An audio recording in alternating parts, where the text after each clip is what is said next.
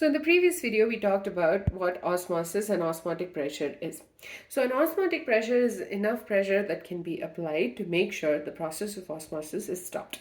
And in this video, we are going to be talking about osmotic pressure as a colligative property. So basically Vant Hoff was the one who did this. So he observed for dilute solutions, the osmotic pressure was proportional to the molarity of the solution at a given temperature. So basically, according to Vant Hoff, he gave us pi is equal to C into R into T.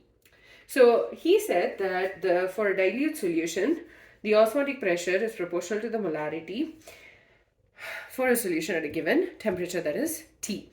So pi, that is the osmotic pressure,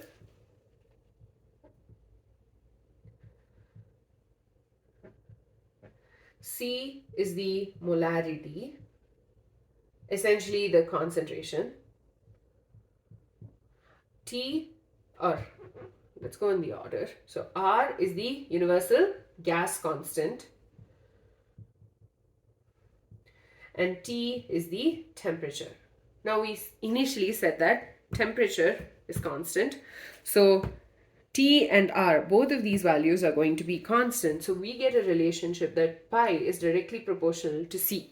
So osmotic pressure is directly proportional to the concentration, and this in turn implies that osmotic pressure is a colligative property. So Vant Hoff was the one who gave us this relation, pi equals to CRT. He said that for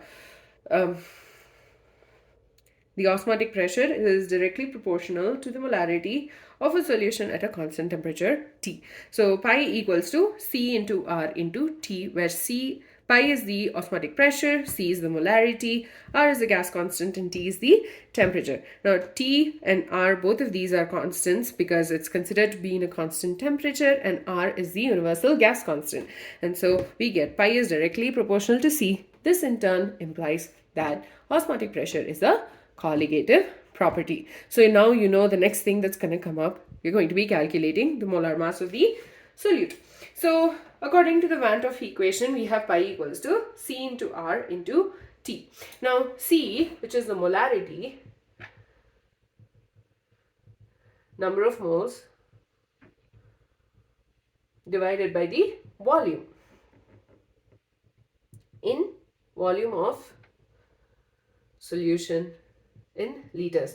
This is the reason I keep saying you need to know all of these concepts by now, because they were again repeated in the beginning of this chapter. So definitely make sure you understand these clearly. So molarity equals to number of moles divided by volume. So I can just say N divided by V. So I'm going to replace it.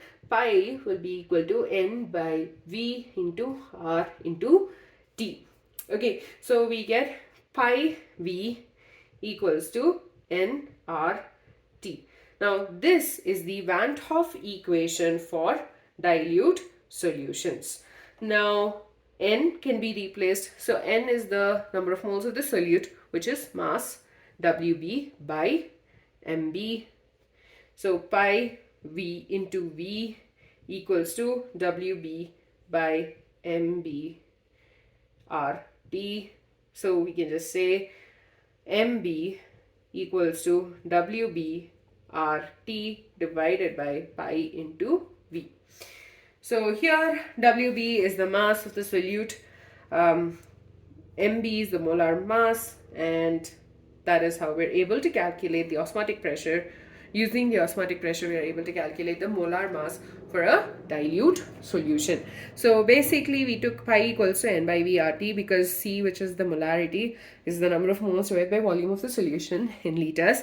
So N equals to, N divided by V into RT. And then this particular equation is the Vant Hoff equation for dilute solutions. So we replace the value of N with WB by MB, where WB is the mass of the solute, MB is the molar mass, and so we just had this rearranged to get MB equals to WB RT by pi into V, where MB is the molar mass, WB is the mass of the solute, R is the gas constant, T is the temperature, pi is the osmotic pressure, V is the volume.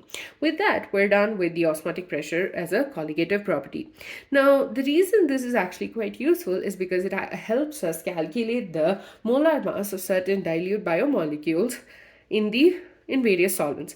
And this actually helps us determine the masses of proteins, polymers too. And this is because there are certain compounds which are actually very sensitive to temperature. And if you notice, elevation, boiling point, depression, freezing point, both of these colligative properties, there is a huge difference in temperature, and that in turn might lead to the molecules breaking down. So osmotic pressure is actually quite useful because it helps us calculate the molar mass of various substances like proteins, polymers, and other biomolecules. It is also used for this is especially used for the ones where the biomolecules are not stable at high temperatures. So there are certain substances which at high temperatures might break down, and because of that, we'll not be able to use other methods to calculate the molar mass. With that, we're done with the osmotic pressure as a colligative property. In the next video, we'll be talking about different types of solutions, like the osmotic solutions, and we'll also be talking about the real life examples of osmosis.